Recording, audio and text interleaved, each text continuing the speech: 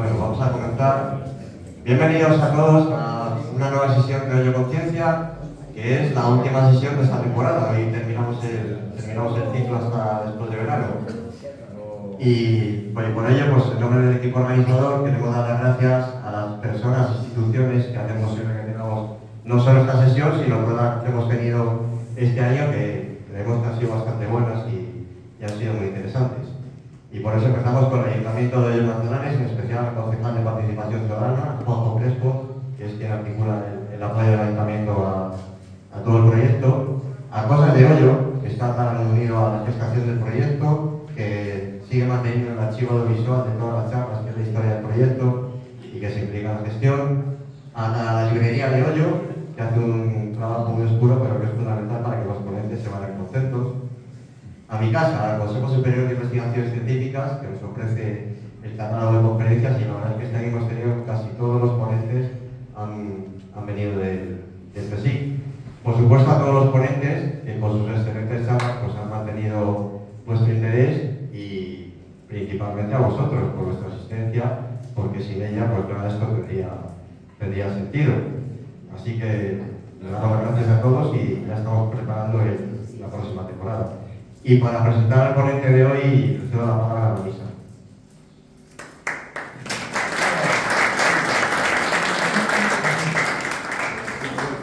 Pues muchísimas gracias a todos por venir aquí esta tarde, que con el calor que tenemos ya cuesta un poco, y os damos las gracias encarecidamente.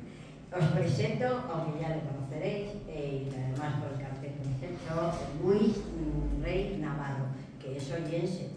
No le veis porque anda cegadamente trabajando, pero vive aquí en Hoyo, en el autobús, y bueno. Un orgullo por tenerle aquí y ser además de nuestro pueblo. Luis lleva trabajando en el tema de la biotecnología en la genómica, que ya nos lo explicará ahora, y tiene un brillante currículum que me he tenido que apuntar aquí porque es doctor en ciencias y es profesor en la Escuela Técnica Superior de Ingeniería Agronómica Alimentaria y de Biosistemas en la Universidad Politécnica de Madrid. Bueno, no, que está perfecto. Lo que nos va a hablar hoy son los retos de la agricultura en el siglo XXI, y se va a centrar en la biotecnología, en los transgénicos y en la genómica, ¿no? Nos va a hablar también de las últimas investigaciones e innovaciones en biotecnología y los avances de la genómica. Y también trabaja con, de toda la vida trabaja con bacterias, que son los rizobios, que son los encargados de fijar el hidrógeno junto con las leguminosas. Es de carestía de esto porque no me he hecho nada de nada. Eso también porque al final he metido 2 diapositivas de eso. Que ya me has hecho la introducción. Bueno, yo le hacía los demás. Bueno, él estuvo en Estados Unidos trabajando en un trabajo pues, doctoral sobre bacterias fijadoras del hidrógeno. Y también es investigador del Centro de Biotecnología y Genómica de Plantas. Es además calderetero. O sea, que pertenece a la caldereta. En la cena de la caldereta y cuando los amigos celebran fiestas, pues también aquí está Luis.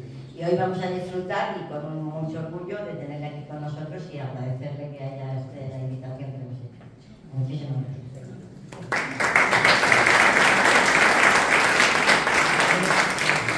Agradezco mucho la presentación de Marisa y deciros que me hace mucha ilusión estar aquí en este foro. Entonces, como en principio he estado preparando, yo soy nervioso, en general se me nota a veces un poco, he intentado contaros muchas cosas, entonces voy a empezar ya para ir, a ver si me da tiempo a todo y no pasarme los 45 minutos que me han sugerido. Básicamente, o sea, importante, voy a hablaros de biotecnología y genómica. Entonces, yo tengo también mucha vocación, digamos, pedagógica, soy profesor de microbiología, entonces, bueno, pues a lo mejor hay unas cosas que a algunos le parecen muy obvias y a otros no, pero bueno, intentaré que sea como por medio para todos. De hecho, participo en varias actividades de divulgación que os mencionaré al final, por si queréis venir este otro. Ha dicho Marisa, yo doy clases de microbiología en la Escuela de Agrónomos, entonces eso está en Ciudad Universitaria, al lado del metro de Ciudad Universitaria. Y como muchos profesores, pues tenemos una labor doble, que es por un lado dar clase enseñar a los estudiantes, y por otro lado hacer investigación. Y como ha adelantado muy bien Marisa, mi investigación se basa en unas bacterias que están en el suelo, que se asocian con leguminosas, que son simbiontes, es decir, que producen un beneficio para las plantas porque les aportan nitrógeno, y sobre eso tengo un par de diapositivas que os enseñaré un poquito más adelante. Ahora voy a poner 3 o 4 diapositivas para presentaros mi centro.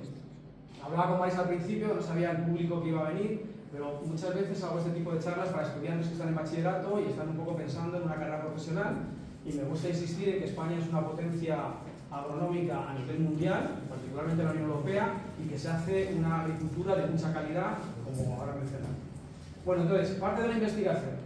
Entonces, la investigación la hacemos en otro campus, que eso es una faena para mí porque no está en el mismo sitio, no está en Ciudad Universitaria, sino que está al lado de donde está el metro de Montepríncipe, entonces nos tenemos que desplazar. Entonces hay días que estoy en un centro y días que estoy en el otro. Y este es el Centro de Biotecnología, si alguien quiere, de hecho al final os animaré a que lo visitéis en unas jornadas que hacemos como de puertas abiertas. Este es el Centro de Biotecnología donde yo hago la labor de investigación y que se relaciona mucho con el título de la charla sobre biotecnología y genómica. De hecho, el centro se llama Centro de Biotecnología y Genómica de Plantas. Es un centro de referencia en España, hoy día es muy fácil mirarlo en internet, entonces abreviado este CBGP, si alguien pone CBGP Politécnica, pues ahí veréis con mucho más detalle las cosas que yo voy a contar ahora, pues si a alguien le interesa. Entonces el centro, pues como lo veis aquí, tiene 2 plantas. Entonces digamos que la segunda planta son grupos de investigación, somos aproximadamente unas 250 personas divididas en 25 grupos de investigación. Y en la segunda planta trabajan, como yo, los que trabajamos con microorganismos que interaccionan con las plantas, patógenos de plantas, virus de plantas, bacterias beneficiosas, ácaros. Y en la primera planta trabajan sobre todo personas que trabajan con las plantas, desarrollo de semillas, resistencia a sequía, resistencia a salinidad, etcétera, etcétera. Luego tenemos la planta baja, digamos que es donde están las oficinas, secretaría y administración, y tenemos una planta baja donde hay microscopía y demás que os enseño ahora. Y de lo que estamos muy contentos es de tener una infraestructura que es un invernadero muy grande, donde podemos controlar el crecimiento de las plantas, y tenemos ahí un montón de plantas, y es algo que las visitas agradece mucho y les gusta bastante. Muy rápido, otra vez el centro, y para que sepáis, por ejemplo, hay que poner una serie de términos aquí. Otra cosa que suelo contar, aquí no se ve ahora, suelo ponerle, tienen las diapositivas número, pues si alguien me quiere preguntar sobre alguna cosa en concreto, pues que se acuerde. Entonces, pues en la planta baja de nuestro edificio tenemos un servicio de microscopía, metabolómica. Entonces luego si alguien tiene más curiosidad, lo hago como a demanda, ¿no? Para lo que es la metabolómica, lo que son sistemas de seguridad. Por ejemplo, este sistema de seguridad es interesante porque cuando vino el COVID, aquí, en este laboratorio que tiene unas medidas de seguridad especiales, se trabajó con un dispositivo para detectar el virus en saliva, y eso lo hicieron compañeros míos. Luego tenemos un fermentador, que para que os hagáis una idea, es un recipiente muy grande, de 200 litros, donde se pueden crecer grandes, pues si quisiéramos hacer yogur, pues podríamos hacer hasta 200 litros de yogur. Luego tenemos electrofisiología, citómetro de flujo. Citómetro de flujo, por ejemplo, son muy importantes. La gente que se hace análisis médicos y se cuentan los glóbulos rojos, los glóbulos blancos, pues con aparatos de este tipo. Cromatografías sirve para separar productos, distintas proteínas. Y luego pues tenemos también la computación, que hablaré algo de informática, bioinformática sobre todo. Pues tenemos un nudo muy importante ligado a la Universidad Politécnica, hasta la Facultad de Informática al lado de donde está este edificio. Y también tenemos varios grupos de investigación en la bioinformática que tiene mucha proyección y mucha importancia actualmente. Bueno, entonces ahora voy entrando ya en materia. Voy a hablar de biotecnología. Entonces, para hacer una pequeña definición, la biotecnología es algo que hacen los humanos para aprovecharse de los seres vivos.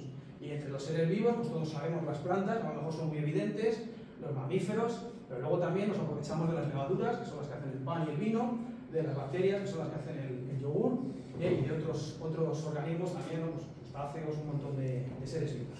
Entonces, alguien podría pensar, bueno, entonces me van a contar hoy algo novedoso. Bueno, pues la biotecnología no es tan novedosa, en el sentido de que podemos pensar que hasta hace 10.000 años la principal forma de organización de los humanos era un poco cazadores-recolectores, pero más o menos hace 10.000 años empiezan a aparecer asentamientos donde digamos que es cuando se inventa, o más que se inventa, se extiende la agricultura.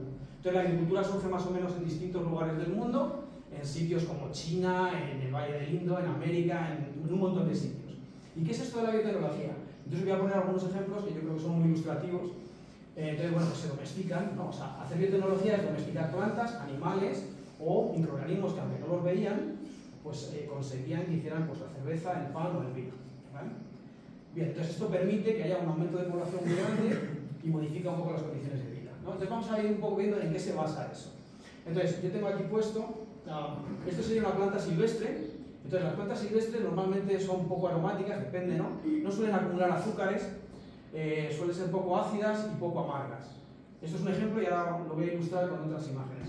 Sin embargo, las plantas cultivadas, pues por el contrario, acumulan mucho azúcar, suelen ser más grandes, los frutos son más grandes y tienen una serie de características que nos benefician a humanos.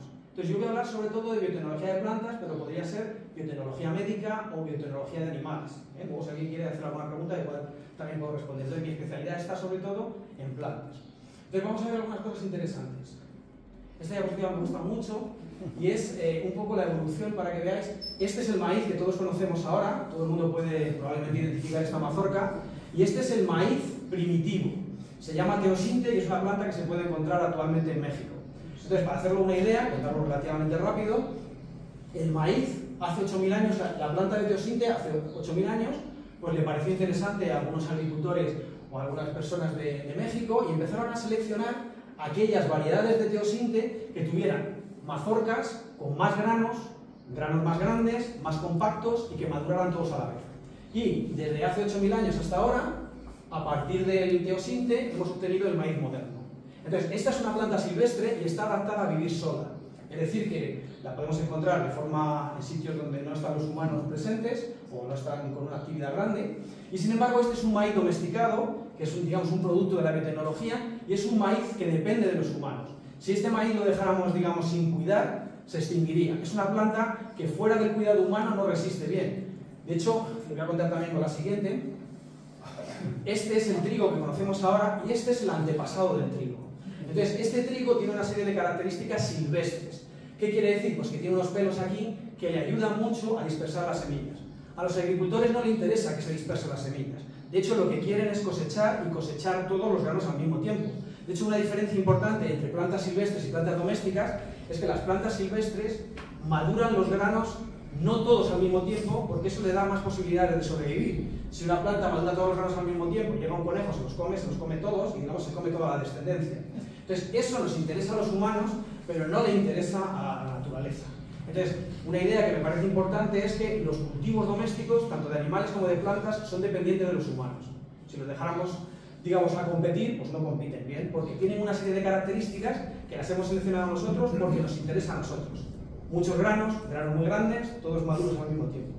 Y tengo otras diapositivas para que veáis los ancestros. Es decir, este es el plátano que nosotros conocemos ahora y este es el antepasado del plátano. La sandía, el melocotón y luego pues algunos más, ¿no? Pues está la berenjena, el tomate, ¿no? El tomate que conocemos ahora todos muy grande, viene también de América y eran unas plantas que existen todavía, que son pequeñitas, con unas frutas muy pequeñas, un poco saladas. Veis, por ejemplo, las raíces, ¿no? O plantas tan interesantes como lo que es la colza, de donde viene el brócoli y la coliflor, viene de esta planta que son como estos jaramagos que tenemos aquí ahora, muy abundantes en esta época de color amarillo. Con los animales pasa un poco igual, o sea, estos serían los animales domésticos y estos son los antepasados naturales. Entonces, por ejemplo, características de los animales salvajes. Los animales salvajes no les gusta muchas veces vivir juntos y para aparearse muchas veces necesitan grandes extensiones de terreno, si no, no pueden tener descendencia.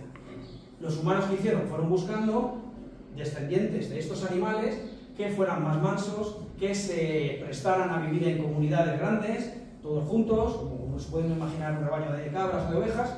Esas no son características de los animales salvajes, ¿no?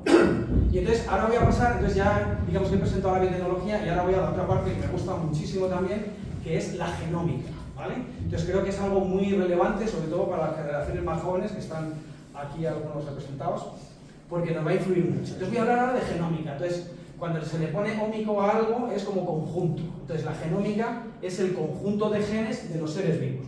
Los seres vivos son los que tienen genes, los genes están ligados a los seres vivos.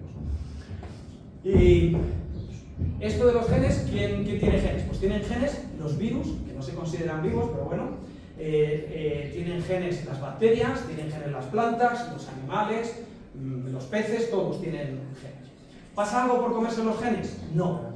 Y esto lo digo intentando suscitar debate un poco, porque voy a hablar de los transgénicos, que siempre pienso que va a ser algo polémico y en todas las conferencias que he dado normalmente a nadie le parece mal. Pero sí que adelanto un poco que a nivel social hay un gran rechazo a todo lo que tenga la etiqueta de transgénico. Entonces, uno de mis propósitos hoy es explicar bien lo que es un transgénico desde el punto de vista técnico. Luego, personalmente, pues evidentemente cada uno hace lo que quiere. Bien, entonces vamos a ver un poco esto de la genómica, y lo voy a contar un poco con historia, que es algo que me gusta.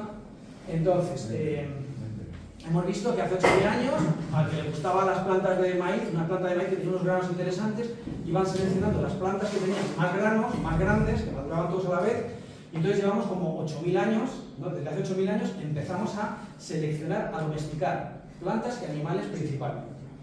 ¿Qué pasa? ¿Cómo se acelera la cosa? Pues vais a ver que igual este hombre os suena mucho, es Mendel, que es un monje de lo que es hoy Eslovaquia, y este monje pues, se dedicó a cruzar variedades de guisantes, tenía unos guisantes verdes, lisos y otros amarillos, y unos eran rugosos, otros no, y empezó a cruzar unos con otros y, digamos, describió lo que se llaman las leyes de Mendel, que es una forma de decir, bueno, los agricultores antes veían que si tenían una planta, tenían un campo de plantas, veían que unas eran más grandes y otras eran más pequeñas.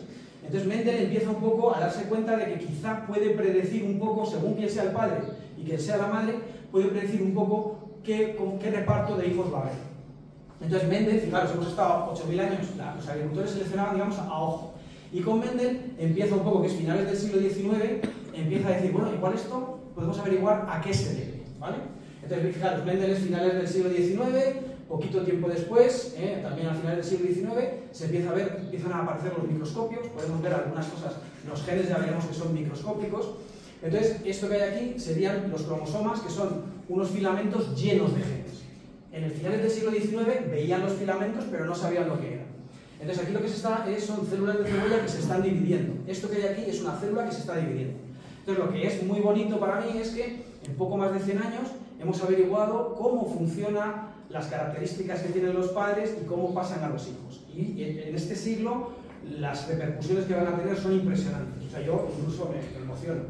Entonces, fijaros, ya en el año 1953, dando un pequeño salto, Watson y Crick y Rosalind Franklin, porque esto lo hago normalmente cuando vienen muchos estudiantes para decir que es cierto que las mujeres han estado discriminadas en la investigación, y este es un ejemplo no muy tardío, en el sentido de que esta mujer produjo esta fotografía, que es una fotografía de rayos X que permitió a estos dos señores describir la estructura de la doble hélice, y la doble hélice que la veis ahí girando, esos son los genes. Y veis ahí que se ve como muy raro, ¿no? Veis que hay unas rayitas de color verde y otras rojas. Eso es carbono y nitrógeno principalmente. Y luego también hay oxígeno y nitrógeno. Entonces, estos tres señores, lo que hicieron es describir qué estructura tienen los genes. Entonces, claro, cuando ya sabes la estructura que tienen los genes, pues puedes ver un poco si están bien, si están mal, si se estropean, en qué condiciones funcionan mejor, etc. Entonces, esto es una gran revolución. Esto es un punto de inflexión y vamos a ver cómo va ahora, como si fuera un tobogán a toda pastilla, un poco lo que es la revolución genómica.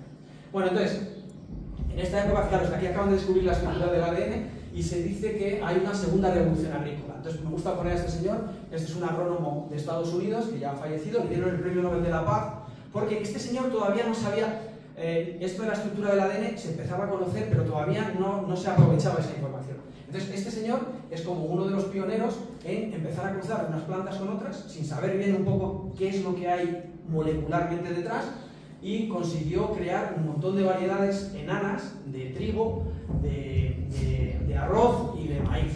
Y con eso consiguió, aquí hay un ejemplo, por ejemplo, esto sería arroz, y entonces, por ejemplo, el arroz, digamos, más tradicional, pues produce 9.000 kilos por hectárea.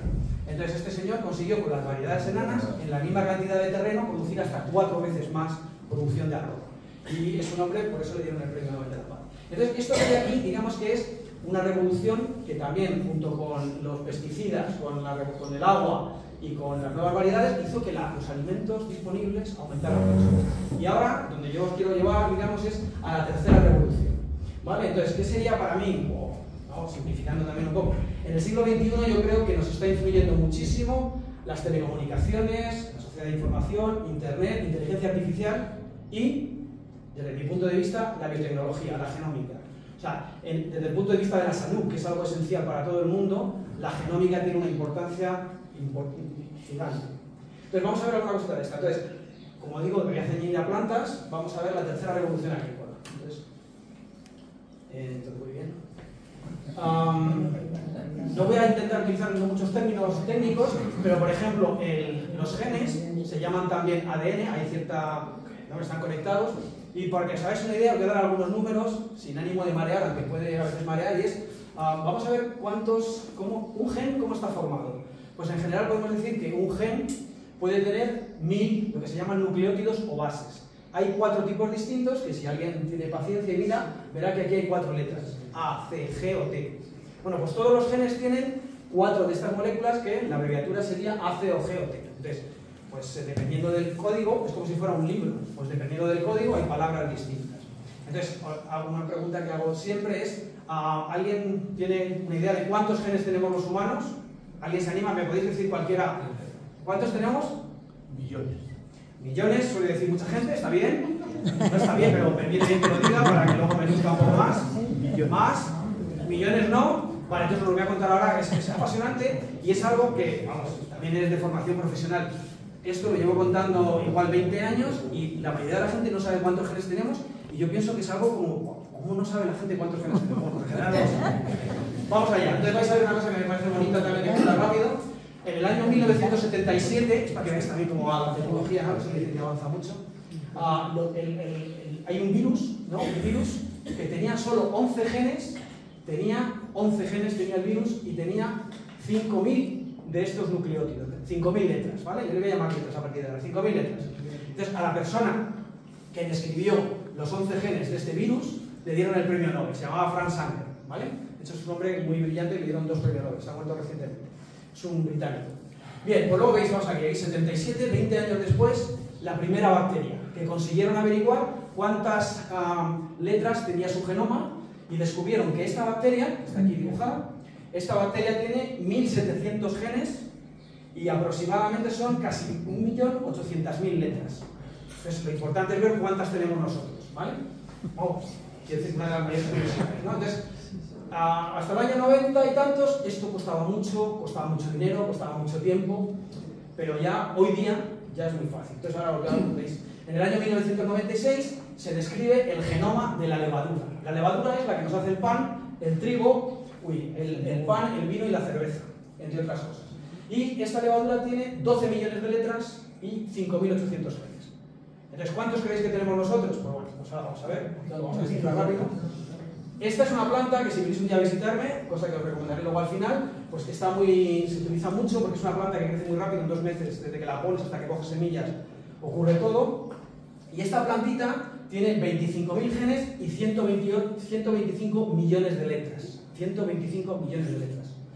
La mosca del vinagre, que es una mosca, como una mosca como otra cualquiera, tiene 13.000 genes y 165 millones de letras. Entonces ahora ya estáis intrigados. ¿Cuántos tenemos nosotros? Tenemos muchos más genes. Pensáis que tenemos, por ejemplo, yo pensaba que tendríamos muchos más genes que la mosca y muchos más genes que la planta esta. Pues ahora vais a ver. Bien, entonces ahí vamos. Entonces aquí está, el hombre, el Homo sapiens. Esto está como en millones. O sea, nosotros tenemos 3.000 millones de letras. 3.000 millones de letras en nuestro genoma y tenemos 23.000 genes. Entonces, si alguien tiene curiosidad, pues, por ejemplo, el arroz tiene muchos más genes que nosotros. El arroz tiene del orden de 50.000 genes y tiene 466 millones de letras, ¿vale? Bueno, entonces si alguien quiere curiosear algo de esto más, se la pongo después. Como dato curioso también, el genoma humano fue, o sea, averiguar cuántas letras tenía el genoma humano, fue un proyecto en el que se implicaron un montón de universidades, un montón de centros de investigación, apareció Tony Blair y bueno, el de Estados Unidos también, el Bush.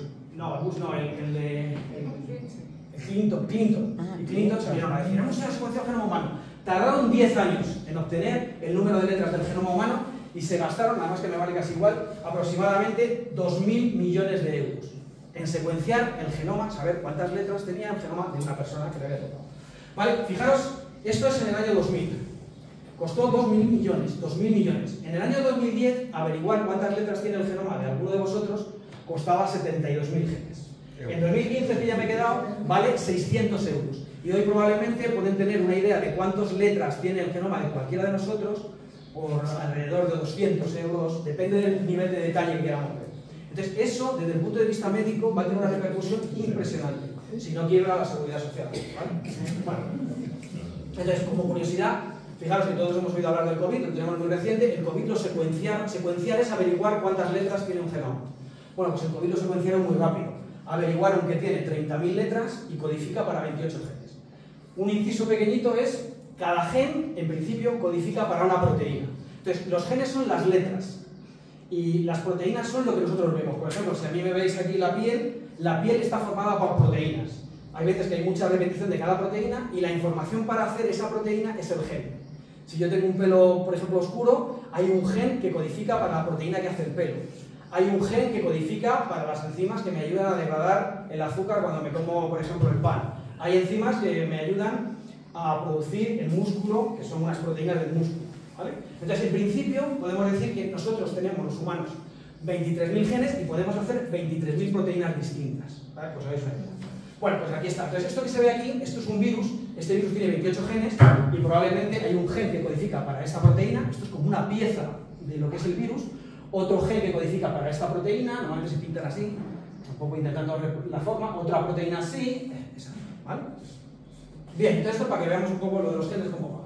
Bien, otro elemento importante, buscando muchas veces estudiantes o personas que podáis conocer. Para averiguar, o sea, si nosotros tenemos 3.000 millones de genes, y voy a poner un ejemplo muy útil, se está buscando, y probablemente para muchos será familiar, hay veces que se sabe que dicen, hay personas que están predispuestas a determinados cánceres, les vamos a hacer una prueba genética. ¿Qué es lo que han hecho?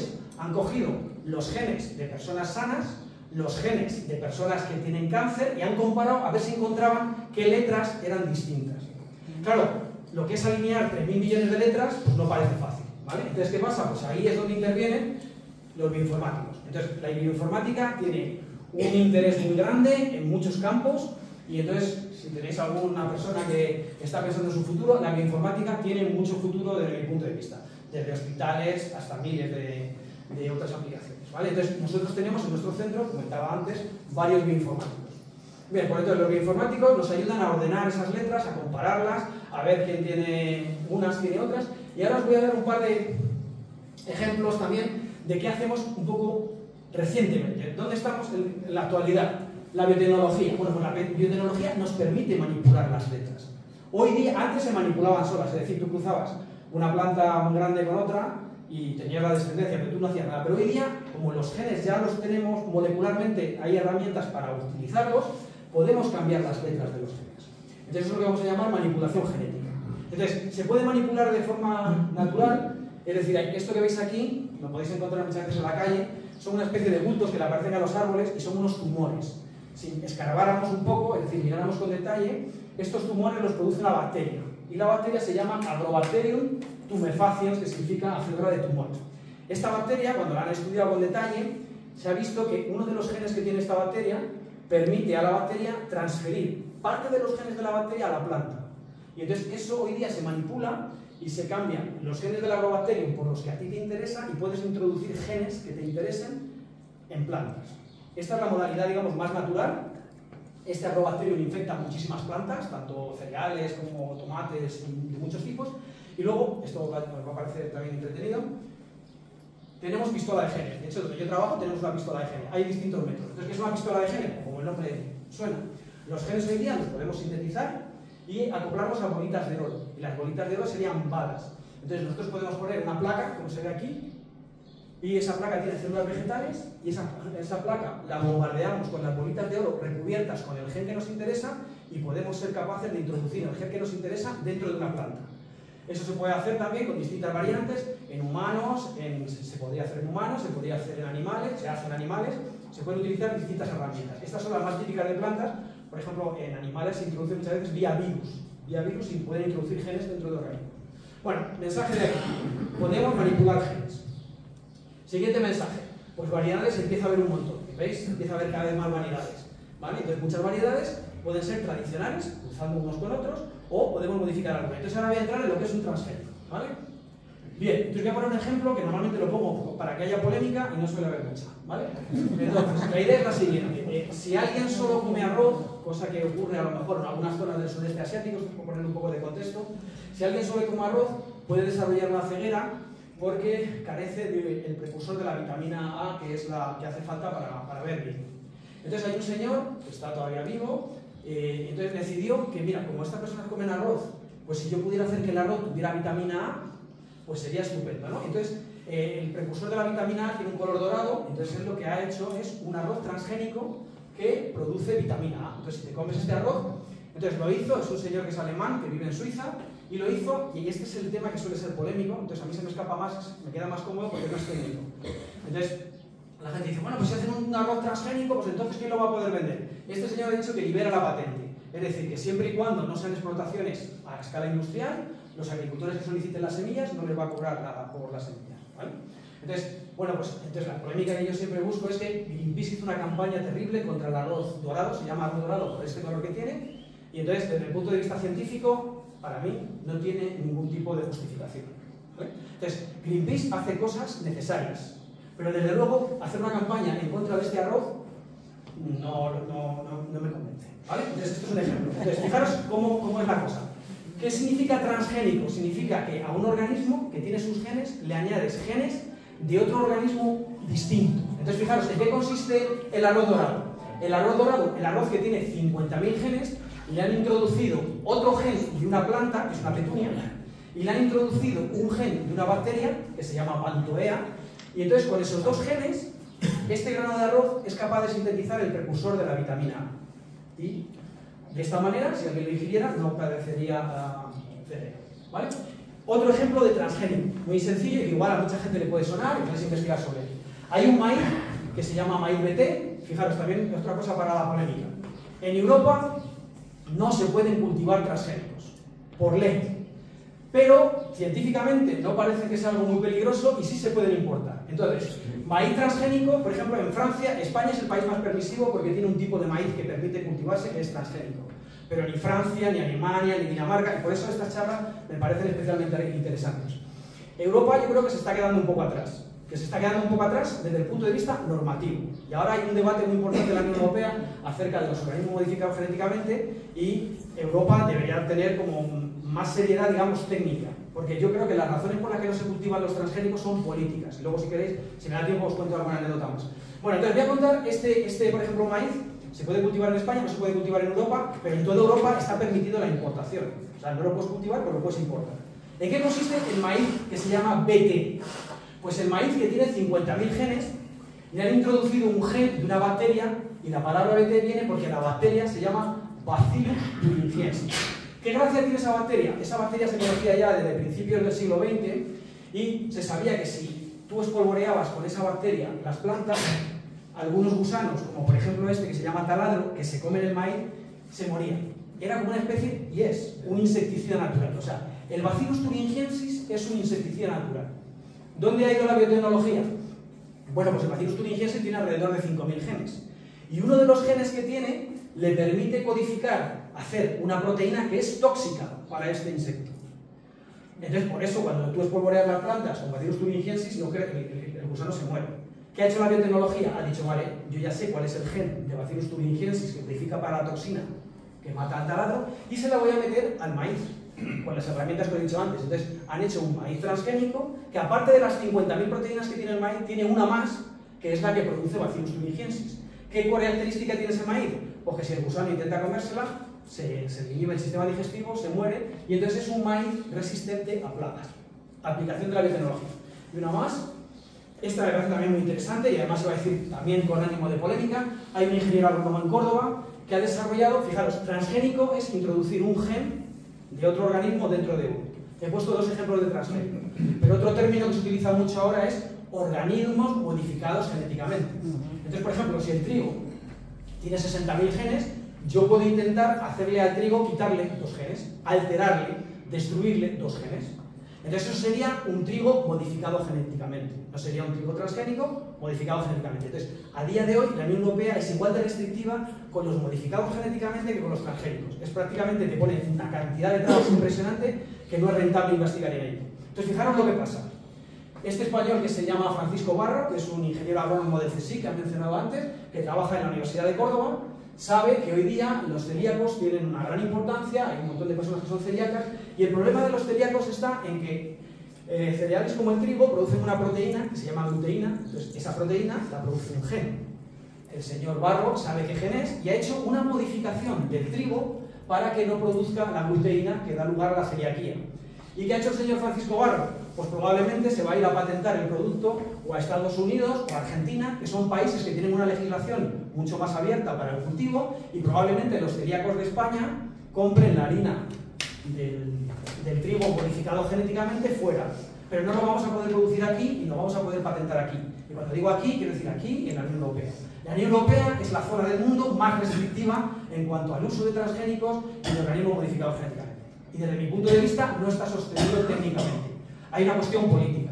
Bueno, detrás. Bien, entonces nada, ya estoy terminando esta parte, bueno, casi terminado todo. Esto es como curiosidad. Hay genes que codifican para proteínas que son fluorescentes. Entonces ya en Estados Unidos hay plantas que son, digamos, fluorescentes, ¿no? Entonces veis aquí, por ejemplo, yo he visto que aquí no hay todavía, pero esto es un vivero vendiendo petunias fluorescentes. No tengo ningún interés yo en las petunias fluorescentes, pero para que veáis un poco el potencial que tiene la biotecnología. Se pueden introducir genes. Y ahora tengo un par de... Muy bien. Hay un par de diapositivas que quería añadir. Deciros, por ejemplo, esto no lo he contado, pero como voy... No, yo hay cuarto tengo que terminar, ¿no? Tranquilo. Y bebe, Luis, bebe agua, eso, bebe agua. No, o sea, iba a hablar de plantas y ya pensaba que iba a haber alguna mano arriba, algo así. Quizá uno de los transgénicos, no directamente, pero que sí os va a ser familiar a todos, es, si tenéis algún conocido que toma insulina, la insulina es una proteína de humanos y antiguamente se obtenía a partir de páncreas de cerdo, sobre todo, se purificaba esa proteína, costaba mucho, era muy cara. ¿Qué se ha hecho? ¿Qué se hace hoy día? Si alguien va a la farmacia, compra lo que se llama humulina. ¿Qué es la humulina? Es una proteína producida en una bacteria que se llama Escherichia coli. Se ha cogido el gen de la insulina humana, se ha introducido en una bacteria y en uno de esos fermentadores, no de 200 litros, pero hay de muchos más litros, se produce a gran escala, de una forma mucho más económica, y hoy día la insulina es un producto muy asequible. Es una proteína de humanos que la estamos produciendo en bacterias, a partir de restos de azúcar, de melazas o algo así. El azúcar es una fuente es un nutriente muy barato, ¿vale? Entonces, la gente normalmente cuando va a la farmacia y compra insulina no sospecha de los transgénicos. Sin embargo, si a alguien le dicen que las patatas fritas que está comiendo son transgénicas, pues igual se preocupa más. Entonces habría que ver pues qué tipo de transgénico es, y en principio, esta es la diapositiva que está aquí, si alguien, un industrial o lo que sea, pone un producto transgénico en el mercado, lleva los mismos controles que los fármacos. Es decir, cuando alguien va a la farmacia y compra un producto, asume que eso han controlado, que no sea peligroso. Bueno, pues si se pone un producto transgénico, como los que estoy diciendo, que la Unión Europea prohíbe cultivar, también previamente tienen que hacerle la evaluación correspondiente, ¿vale? Bueno, pues sí, con la evaluación correspondiente, aquí no se pueden cultivar. Bien, entonces ya voy a terminar un poquito diciendo, en donde yo trabajo, ¿qué sería lo que más nos interesa manipular genéticamente? ¿Vale? Pues lo que más nos interesa manipular es que las plantas sean más resistentes a la sequía. No tengo que explicarlo mucho, no tengo que explicarlo nada.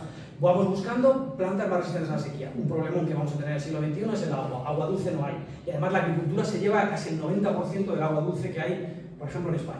Entonces hay que buscar plantas que necesiten menos agua. Y eso está regulado genéticamente, porque sabemos que hay plantas que aguantan muy bien la sequía. Y entonces hay determinados genes que codifican determinadas proteínas que ayudan a las plantas a resistir la sequía. Entonces esto es uno de los retos y donde yo trabajo, algunos de mis compañeros trabajan con genes implicados en resistencia a sequía. También estamos muy interesados con los biocombustibles. Todos sabemos que el petróleo algún día se acabará y que hay que buscar biocombustibles. Entonces nos interesa también ver, por ejemplo, las plantas tienen muchas veces los restos, digamos, de celulosa y de las paredes vegetales son muy difíciles de degradar. Hay hongos que las degradan. Entonces, biotecnológicamente estamos buscando proteínas de genes, de organismos varios que sean capaces de producir los biocombustibles a precios baratos. Hoy día podemos conseguir biocombustibles de material vegetal, pero los precios son caros, porque las enzimas, las proteínas que los producen, son poco eficientes.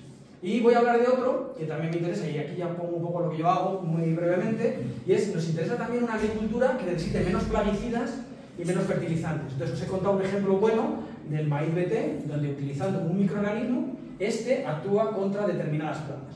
Y otro de los retos que tenemos es disminuir el uso de fertilizantes. Entonces, os voy a contar brevemente, esta es como digamos mi especialidad es la fijación de nitrógeno. Entonces, os voy a contar brevemente ahora con dos diapositivas y termino.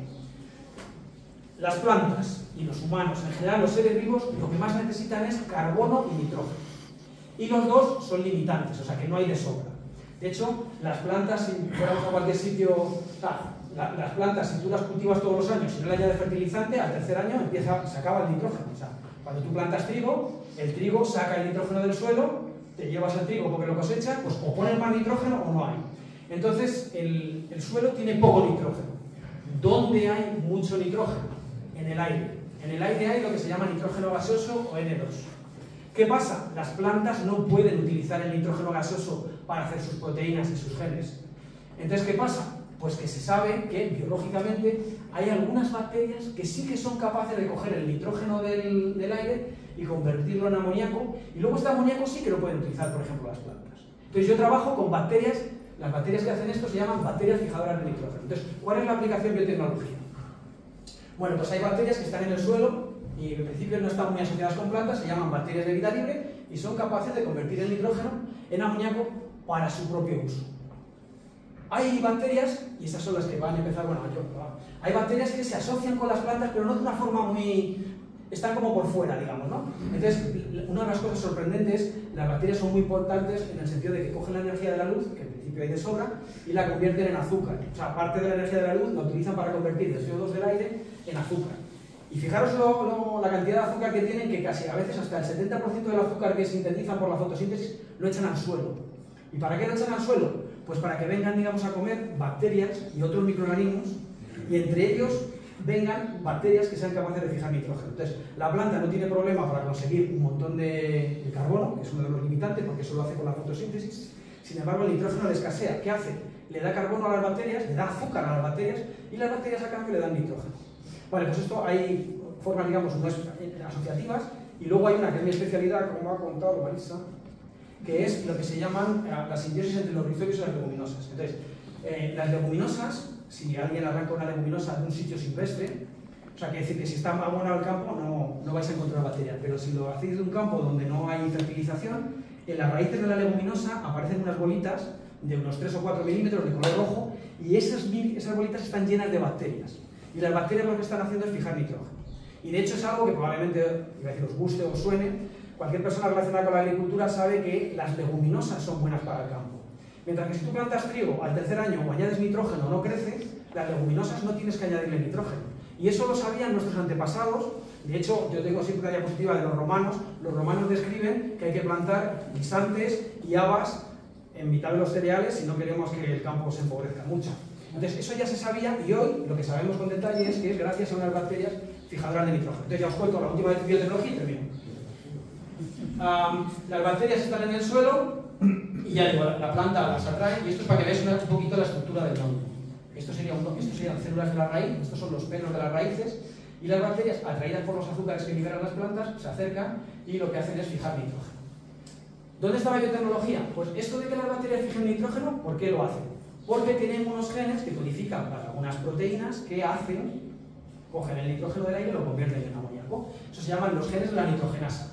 Y yo tengo un compañero que espero que algún día le den el premio Nobel, a ver si nos lucimos un poco y ahora lo voy a contar.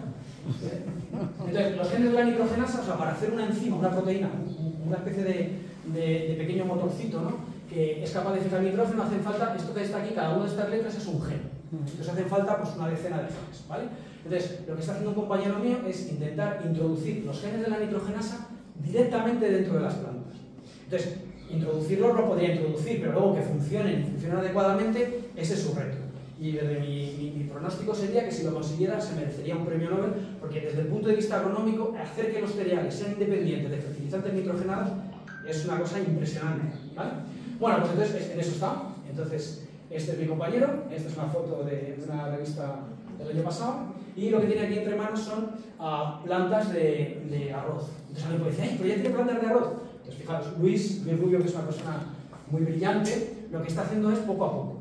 Es decir, está metiendo un par de genes, los introduce dentro del genoma del arroz y ve que funcionan. Y luego le va añadiendo otros, le va añadiendo otros. Y gracias a eso ha conseguido una financiación de la Fundación Bill y Melinda Gates, el de los ordenadores, y le dan alrededor de 1 millón de euros por año. Está de suerte porque le han vuelto a renovar el proyecto y seguirá investigando. Es el grupo más importante del centro en el que yo trabajo, por lo menos para mí. Bien, entonces ya está. Ya he terminado. Entonces he terminado solamente decir, pues tenéis algún conocido que yo trabajo, como os he dicho antes, en Ciudad Universitaria y impartimos varios títulos universitarios en la Escuela de Agrónomos, y uno de ellos, en el que más implicado estoy es en el grado de biotecnología. El grado de biotecnología son 4 años, 2 años todo el mundo estudia lo mismo y luego hay 3 itinerarios. Es también para que veáis un poco lo que pensamos que es importante socialmente. Tenemos una biotecnología de plantas donde intentamos convencer a los alumnos. Yo tengo 100 alumnos y más o menos 15 hacen biotecnología de plantas, otros 15 hacen computacional y la mayoría se me van a sanitaria. La sanidad, a todo el mundo, la biotecnología la asocia cáncer y eso parece mucho más atractivo, pero que sepáis que España es una potencia agrícola y muchísimos de los productos que hay a nivel europeo los producen en España. Y desde luego tengo un compañero que siempre enseña a ver un plátano y dice: ¿tenéis un móvil? Pues la misma tecnología que hay detrás de un móvil hay muchas veces detrás de la producción de un plátano, de un tomate de Almería o de unas aceitunas de Córdoba. O sea, en Córdoba están secuenciando el genoma del olivo, España ha secuenciado el genoma del melón. ¿Y para qué lo secuencian? Bueno, pues para encontrar variedades más dulces, variedades más resistentes a plagas, variedades que necesiten menos agua, etc. Y luego deciros, bueno, que si alguien no tiene muchas salidas profesionales y que también damos otros grados como ingeniería agrícola, ingeniería agroambiental, ingeniería alimentaria, y yo creo que en España el sector agronómico tiene demanda y hay profesionales que se pueden encuadrar aquí. De hecho, yo no he hablado de eso porque se me escapa, pero luego lo de la agronomía de precisión, los drones, o sea, la agricultura ahora está sofisticadísima. O sea, las personas desde un ordenador manejan explotaciones a muchísimos niveles, niveles de fertilizante, niveles de agua, niveles de plaga. Es una carrera como muy sofisticada y además muy importante para digamos, a nivel del país. Luego también tenemos un máster y un doctorado. ¿Vale? Sugerencia. Yo participo en la Noche Europea de los Investigadores desde hace muchos años y en la Semana de la Ciencia. De hecho, estudiantes de Hoyo han ido a visitarnos. Entonces, la Noche Europea de los Investigadores será el viernes 26 de septiembre de 17:30 a 19:30.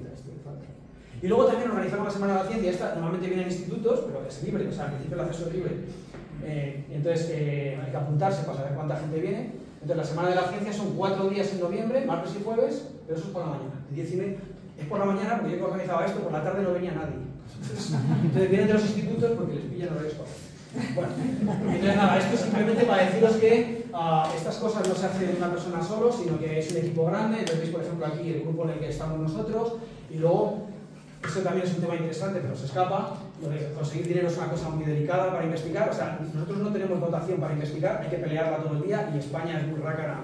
Sabéis que lo que dedica España a la investigación es muy poco, hay una competencia impresionante, o sea, por cada 20 proyectos que se piden se financia uno. Entonces, lo que tengo aquí puesto muchas veces son agradecimientos a los que financian los proyectos. Entonces, es verdad que nosotros tenemos proyectos del Ministerio, tenemos un proyecto financiado con Brasil, algo de Erasmus, hacemos una colaboración con Argelia. Entonces, hay que buscar dinero continuamente y es un poco agobiante porque te dedica mucho tiempo que te quita de otra cosa. Es fácil, si alguien tiene curiosidad, si ponéis TBGP UPM podéis encontrar muchísima información y pues ya está. ¿Vale?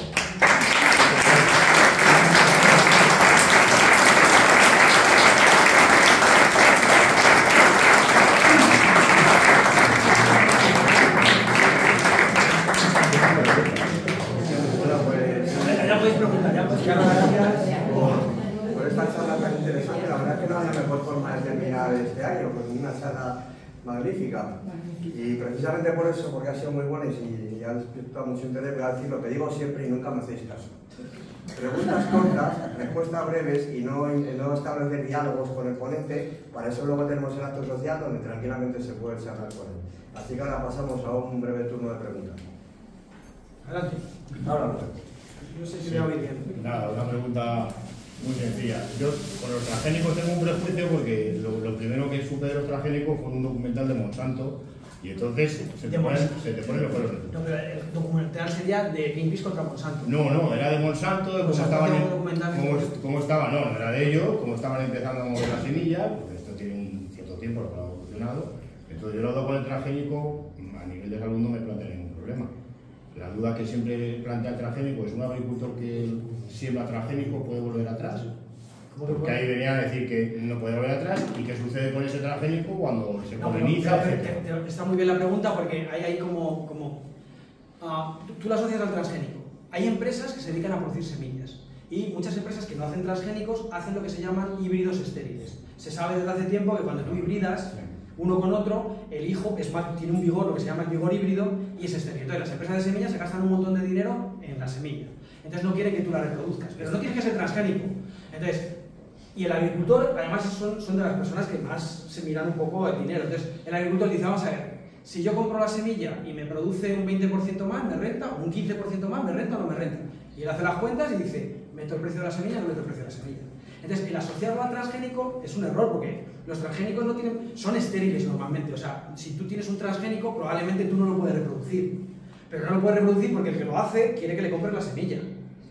Pero eso se hace hoy día, en España, que no se pueden cultivar muchos transgénicos, de forma natural. Es decir, hacen una planta híbrida y la planta es muy vigorosa, pero no da semillas. Por ejemplo, las sandías. Eso me lo han preguntado a mí. ¿Las sandías estas sin pepitas son de las que hacéis vosotros de los transgénicos? No. Las sandías sin pepitas es un cruce entre una variedad que tiene 3 dotaciones de genes y una de 2, y el híbrido es estéril, y entonces el híbrido es estéril. La sandía es más grande y renta. Entonces tú, a partir de pepit, no puedes multiplicar las sandías por tu cuenta. No es un transgénico. Entonces, eso no es una pega. Me explico, ¿no? Sí. O sea, yo he tenido debate, incluso con estudiantes que decían, no, me parece muy mal que haya multinacionales de semillas. Bueno, pues eso es un problema. Que te parezca mal que la multinacional tenga un monopolio, sí. Pero desde el punto de vista técnico, lo que es hacer un transgénico, no. Comerte un transgénico no tiene ninguna importancia. Más allá de... ¿no? ¿Más dudas? ¿Comentarios? ¿Que pierden nutrientes transgénicos? ¿Perdón? Que si pierden nutrientes. No, o sea, vamos a ver, maíz transgénico, por ejemplo. El maíz transgénico tiene 50.000 genes. Entonces no los expresa normalmente todos a la vez, y no en todos los sitios, ¿no? Y tú le metes un gen más para que produzca una proteína que inhibe a un insecto. Pues el resto de las vitaminas, de los nutrientes, de las proteínas, de los lípidos que tú te los comes igual. No, o sea, por eso me parece interesante empezar por la parte de genética. O sea, tú metes un gen o 2 genes y eso hace proteína. Y de hecho, las proteínas son unos nutrientes muy buenos. Es decir, la gente dice, ¿qué pasa cuando te comes los genes? Los genes son muy nutritivos. O sea, los genes llevan carbono y nitrógeno, que es lo que más nos hace falta a todos. Entonces, comer genes es esto. Vamos, cuando alguien se come un yogur, esta no la puedo evitar, no tiene que ver, pero en los yogures tienen 100 millones de bacterias por gramo.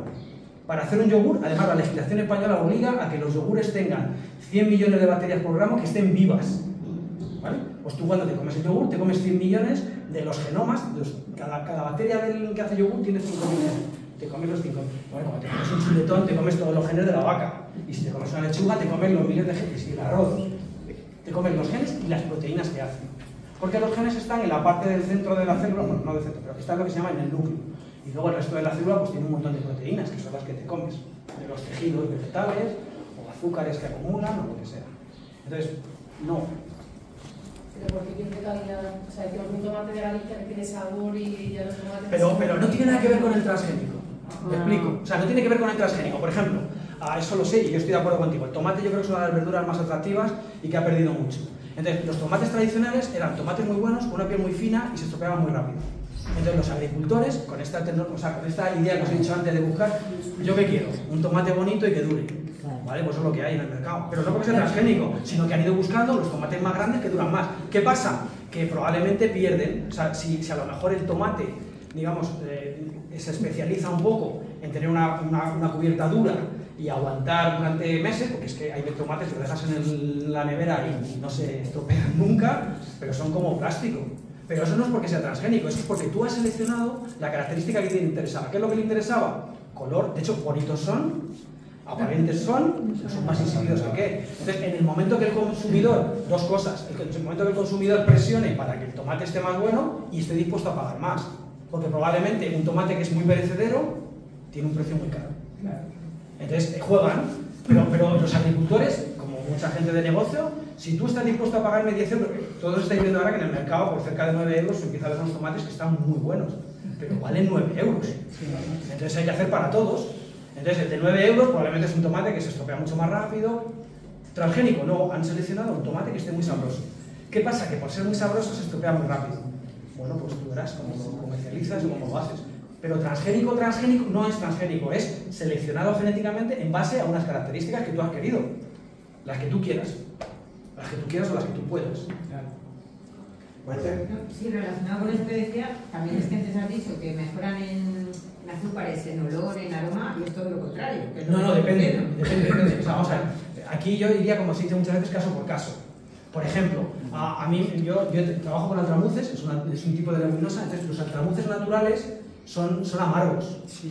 Entonces, ¿qué pasa? Pues que se buscan variedades dulces, y esta es una anécdota también, variedades dulces porque nos las podamos comer directamente. Entonces mi jefe siempre cuenta que la primera cosecha de altramuces que puso, vinieron los conejos y se los comieron.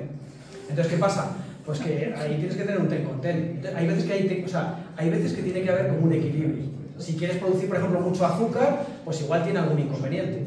A lo mejor madura mucho más rápido, o a lo mejor se te oxida. Entonces, por eso te digo caso por caso. Entonces, no es cierto, o sea, quiero decir, no es cierto de caso por caso. Tú puedes tomates muy buenos, que lo que pasa es que quizá lo que no pueda ser es todo. O sea, a lo mejor no puedes tener un tomate muy sabroso, muy grande, que dure muchos años, o sea, mucho tiempo, que no se estropee con los golpes de los viajes. Entonces, a lo mejor hay veces que tienes que buscar el equilibrio. Y para casa, digamos que para el huerto de casa, ¿qué es lo...? Claro, para el huerto de casa, cógete el más sabroso, que se estropee todo lo rápido que quiera, pues ya estarás tú allí pendiente de comer. Pero ¿y cómo puedes evitar lo de fertilizantes O sea, vamos a ver, el fertilizante tienes que poner, o sea, tienes que tener una tierra que tenga rica, que esté de nitrógeno. Entonces, pues puedes hacer, por ejemplo, eso en muchos municipios lo están fomentando, con los restos de poda y tal, se hace materia orgánica y ahí hay carbono, ahí tienes que buscar un fertilizante. Tienes que buscar un fertilizante, pues, el típico que hay, lo puedes comprar en los supermercados estos de viveros, o puedes hacerte un compost, eso es, compost. Y a las semillas, pues tienes que buscar a alguien que te pase unas semillas que agronómicamente no son interesantes porque no se puede producir a gran escala, pero tú tienes a lo mejor un tío, un conocido, dice, yo tengo unos tomates. Claro, pues esos tomates, ¿qué pasa? Pues muchas veces a lo mejor te lo comes según lo coges de la mata o a los 3 días lo tienes, se estropea muy rápido. Entonces, eso es lo que yo digo, ¿cuál es? Pero el contexto es muy fácil de entender, es decir, los agricultores o los ganaderos, por ejemplo, ¿qué quieren? Pues que el producto dure, porque claro, comercializarlo tiene sus problemas, hay que producirlo a gran escala. Si las explotaciones son pequeñas, vale. Las explotaciones pequeñas, pues desde el punto de vista de los costes, son mucho más caras, es mucho más caro producir a escala pequeña que a escala grande. Entonces hay que compaginar todo. Yo, me parece, o sea, ahora hay mucho debate, ¿no?, de qué va a pasar. Yo siempre cuento también que veo los sábados a Agrosfera, me parece un programa estupendo, y se ve un poco cómo está el sector y se ve bastante bien. Se ven los problemas de los agricultores, se ve también muchas veces los problemas de los que producen a gran escala, las competencias que vamos a tener. O sea, es complicado. Por ejemplo, en España ha sido muy dura, el viñedo y los olivos, y por ejemplo los almendros. Por ejemplo, igual todos conocéis, ¿no? Si alguien compra nueces, frecuentemente se compran nueces en Estados Unidos y tiene unos precios muy competitivos. Claro, en Estados Unidos los riegan. En España estos eran frutos secos y eran árboles que no se regaban. Pero es que regándolos pueden dar 6 veces más producción. Entonces, ¿cuál es el problema? Agua. Entonces tenemos un problema con el agua. Entonces en España se dijo, como hay poca agua, los que son de secano no se pueden regar. Pero todo el mundo sabe que si riega produce 8 veces más. Pero ¿quién va a pagar el agua? Es que en España, o sea, hay también un debate ahora muy interesante con los aguacates. España está empezando a ser creo que es el mayor productor de aguacates de Europa. ¿Qué pasa? Que lo producen en el sitio de España donde menos agua hay. Entonces, pues hay un problema. O sea, eso es un problema. Entonces, claro, y te dicen, claro, queremos que haya agua. Pues, bueno, pues es que no hay. Entonces, bueno, pues a ver las desaladoras cómo va, se está investigando mucho en aguas, pero luego es complicado. Luego, lo de los cultivos de hecho, si alguien va a Almería, es impresionante verlo, visitar los viveros, porque las plantas no están en el suelo, están todas como, se llama cultivo de esto hidropónico, y están en el aire flotando. Claro, pues eso, pues probablemente esos tomates tienen producción grande y luego, pues, claro. ¿De dónde sacan ellos el Se lo pones en el fertilizante líquido. El líquido ya lo lleva. La urea es uno de los que más se utiliza. La urea se utiliza mucho. Fertilizante hay que poner siempre. Lo que más hay que poner es nitrógeno y luego hay que poner potasio y fósforo. Otro de los problemones es el fósforo. Fósforo tampoco hay mucho. Entonces, por ejemplo, eso es para otra. Lo que no son, por ejemplo, ahora una de las líneas de investigación muy importantes que está funcionando bien es, para ayudar a los cultivos a crecer mejor, lo que se está haciendo es añadirle microorganismos, cultivos de microorganismos. Entonces ahora en la Unión Europea están intentando legislar eso y de momento lo tienen hecho muy chapucero. O sea, chapucero quiere decir que solo admiten 4 microorganismos para inoculantes, para comercializarlo. Y vamos, yo trabajo con eso y hay millones de microorganismos que pueden ser útiles. Entonces, si tú quieres que te lo autoricen, te desangras en el camino. O sea, te piden muchísimos costes, tienes que hacer muchísimas pruebas, o sea, como que te buscan las vueltas. Entonces, no, por ahí no va bien. No va bien la parte administrativa. La parte, digamos, científica está demostrando, y eso me ha venido a la cabeza por eso, los hongos aportan un montón de fósforo. Hongos que se llaman micorrizas, un tipo de hongos, son muy buenos para las plantas, porque les suministran fósforo. Entonces, una línea importante es cultivar microorganismos para que ayuden a las plantas. Y eso cada vez lo están haciendo más. Y entonces, bueno, ese tema es muy interesante porque ahora los países están picando entre ellos y no te dejan sacar los microorganismos. Antes, o sea, tú como quieras traer un microorganismo, por ejemplo, de Brasil a España, bueno, eso es un problemón. De hecho, Brasil no te deja sacarlos. O sea, los países ahora se están picando un poco, como diciendo, lo nuestro es nuestro y lo que no salga de aquí. Sí, yo quería hacer dos preguntas. La primera es sobre las técnicas de modificación genética que utilizáis y si, por ejemplo, utilizáis algunas más toscas y más baratas para algunas cosas y luego otras, yo que sé, las puntas como puede ser CRISPR para otras CRISPR cosas. está ahora a toda pastilla. Sí, CRISPR están empezando a utilizarlo mucho ahora y cada vez está más barato y funciona muy bien y que es muy fina. Y sí, depende de lo que quieras, puedes gastarte más o gastarte menos. Porque, claro, lo de modificar genéticamente, pues puedes modificar a veces uno de los nucleótidos, una de las letras. Con modificar una puedes conseguir efectos muy grandes. De hecho, es otra diapositiva que tengo a veces puesta. Me contaron, o sea, por ejemplo, hay plantas que son como, la flor es circular y otras que son como asimétricas, ¿no? Bueno, pues eso es un cambio en 10 letras. Cambias las 10 letras del genoma de una planta y te hace las flores. Pasan de ser redondas a ser como asimétricas. Y eso lo descubrió una persona que está en Valencia, comparando, ¿no?, el genoma de una... Entonces, lo que es meritorio es que los miles de millones de genes de nucleótidos, de letras que tiene uno, comparado con el otro, encontró las 10 que eran clave para cambiar la forma de la planta. Entonces, si tú quieres hacer algo muy fino, pues a veces puede ser más complejo, tienes que hacer más muestras. Y luego también, CRISPR usamos. ¿cómo nos comparamos, por ejemplo? Porque yo sé que Países Bajos tienen una tecnología impresionante y que son muy avanzados, pero no sé yo si edición genética, con esto que dices que Europa es más conservadora, también está haciendo algún tipo de investigación. O sea, Europa a nivel científico es muy buena, pero luego lo que se llama la traslación, el paso a la comercialización, ahí nos estrellamos. De hecho, lo que se hace es que se investiga aquí y se patenta fuera.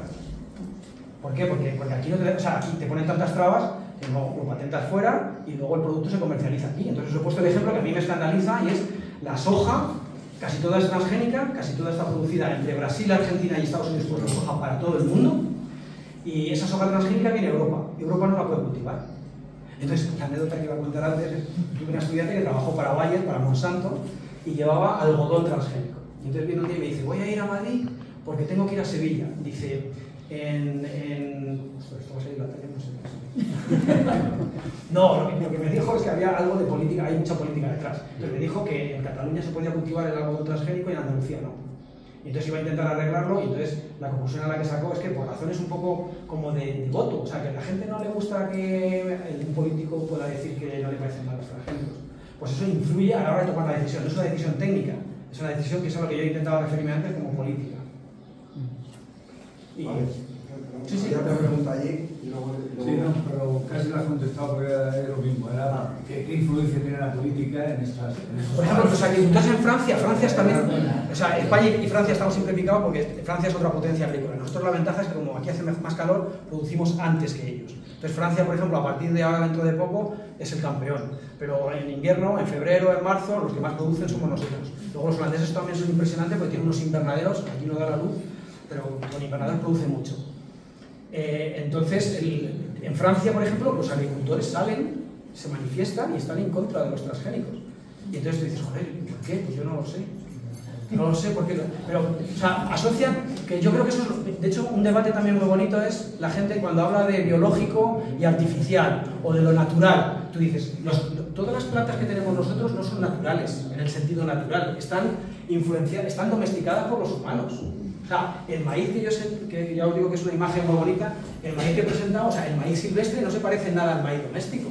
Y eso lo hemos hecho nosotros. Y a todo el mundo a lo mejor ese maíz le parece muy natural. Por ejemplo, otra cosa que comento a veces, hay también mucho interés, me parece bien, España es una potencia a nivel de producción ecológica. El ecológico se paga bien y tiene demanda, y España es el mayor productor de ecológico en Europa y hay demanda. O sea, que tenemos que seguir produciendo ecológico porque si tiene demanda, pero es mucho más, es más caro. Es más caro que el ecológico, ves al supermercado y ves que el ecológico... Bueno, pues el ecológico es que es natural. Pues mire, nosotros hemos hecho análisis de microorganismos, de fecales, y los ecológicos tienen más fecales que los otros. Lo cual también tiene lógica. O sea, que lo de natural y bueno y lo de... Eso es falso. O sea, que la masa madre, que está de moda ahora... La masa madre, claro, por ejemplo, muy interesante también. O sea, otro término que es muy de actualidad es la microbiota. O sea, los microorganismos ahora están en todos lados. Yo que soy profe de microbiología estoy como en un momento muy bueno.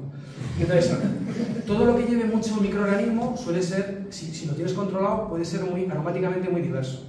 Entonces, por ejemplo, la masa madre que es levadura que tú tienes y que allí la vas un poco manteniendo y entonces hay variedades, ahí tienes como una mezcla de levaduras, entonces eso cuando fermenta se comen el azúcar del grano y lo convierte en pues, el pan y demás, y los gases y demás, le da un sabor muy bueno. Entonces, por ejemplo, yo, un poco al hilo de lo que tú dices, es un poco el debate entre quesos de leche cruda y quesos de leche pasteurizada.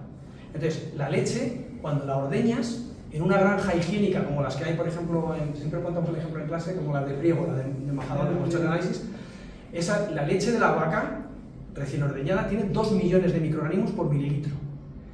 Súper ordeñada. Entonces, ¿qué pasa? Pues que si tú haces una leche, con esa leche haces queso, te va a dar unos aromas muy variados, porque ahí hay digamos, una microbiota, una variedad muy grande. Entonces, la Unión Europea, por ejemplo, recomienda que se haga con leche pasteurizada. Y los unos que dieron mucha caña fueron los franceses.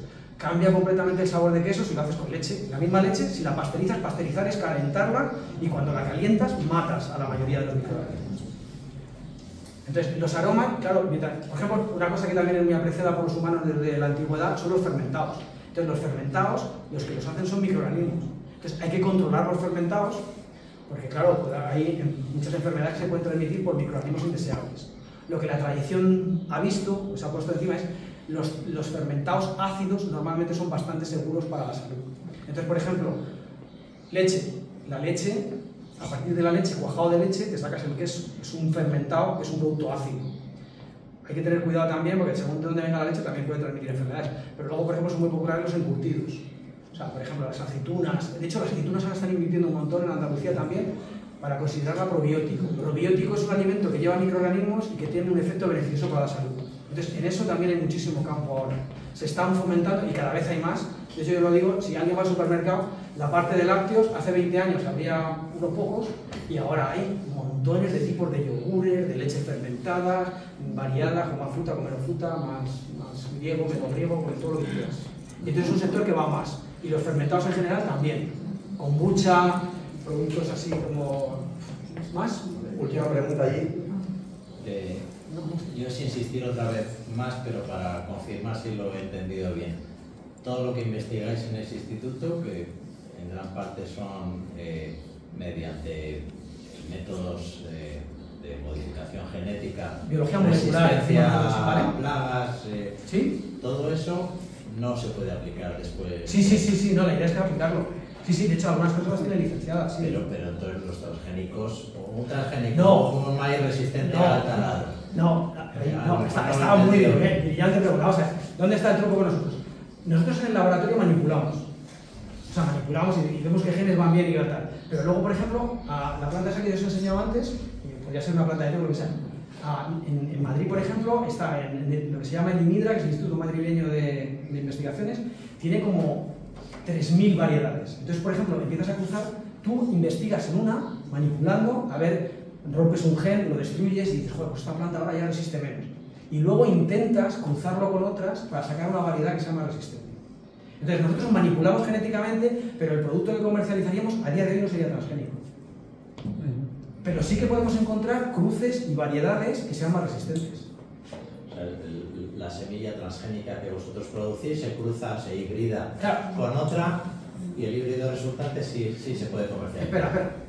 Transgénico es que sean genes de organismos muy diferentes. Entonces, por ejemplo, imagínate que yo estoy trabajando con habas. Si yo tengo 100.000 variedades de habas, puedo buscar combinaciones de habas que sean más resistentes.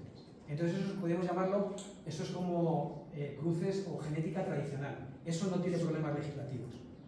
Ahora, yo a lo mejor puedo tener una semilla de haba, puedo saber cuántos genes tiene esa semilla de haba y esa semilla de haba empiezo a tocarle los genes. A este le destruyo le activo el otro, le pongo otro y entonces puedo tener una idea de qué genes del haba son importantes. Y luego, como hoy día, os he contado antes, que saber el genoma de los organismos es muy variado, puedo buscar habas de todo el mundo e intentar buscar alguna que tenga alguna variante que les interese más. ¿Vale? Pero has dado en el clavo, la aplicación la tenemos que hacer. Por ejemplo, yo estudio también generar microorganismos y sé que yo no puedo poner en el mercado un microorganismo modificado transgénicamente. Pero como los microorganismos de forma natural se intercambian el material genético, estudiaría un gen que fuera interesante y luego lo buscaría de forma natural. Pero si técnica, está, por ejemplo, pero luego, digo, esto es en Europa, pero los que van con una fuerza que no veas son los chinos. O sea, chinos tienen transgénicos de arroz pero todos los tipos de transgénicos. Y en Estados Unidos es legal. De hecho, si alguien tiene curiosidad, puede poner mapa de transgénicos en el mundo. Te sale Europa como una especie de isla. Hay países que no tienen dinero, por ejemplo, en muchas zonas de África no hay transgénicos porque no tienen dinero para pagarlo, y luego Latinoamérica y Asia, o Castilla. O sea, van muchísimos. Hay muchos transgénicos en Brasil, en México, en Argentina, en China, y los europeos estamos como no sé muy bien, no quieren, suena mal transgénico. Probablemente si es una campaña mal al principio o algo, a la gente le suena mal, pero la gente compra insulina, por ejemplo, la insulina no hay problema. Y si hay un factor de crecimiento, cosas así que son médicas, lo de la farmacia no crea recelos. Me decía a mí una compañera una vez, me decía, es que como comer es muy fácil, o sea, que la gente hoy día no está preocupada por comer, sin embargo por la salud sí que está preocupada. Entonces, como alguien se preocupa por su salud, no mira tanto, te dicen, este medicamento te va a ir bien, pues dices, bueno, vale, pero como la comida es mucho más fácil, más asequible y mucho más variada, pues ahí somos más continuosos. Vale, pues vamos a terminar esta parte de la sesión y para eso nuestro concejal Juanjo le va a entregar a Luis un detalle de...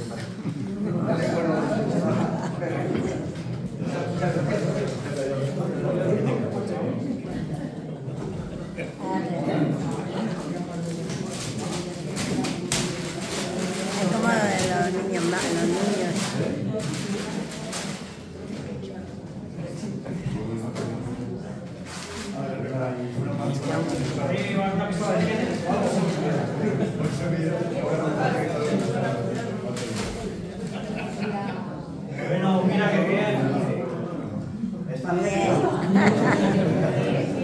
No, pues yo estoy hablando con Nacho, que conocéis todos a Nacho. Sí, Nacho Morán. Él es el que hace miel, y entonces yo tengo mucho interés en los altramuces, y me dijo que los altramuces son muy buenos para las abejas.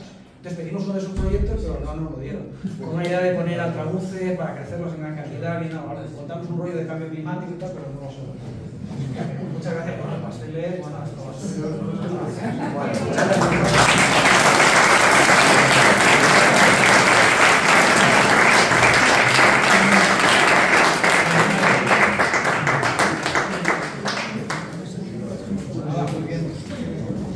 Muchas gracias. A ver si estás en alguno. Está aquí mi hijo que juega mucho al fútbol y hay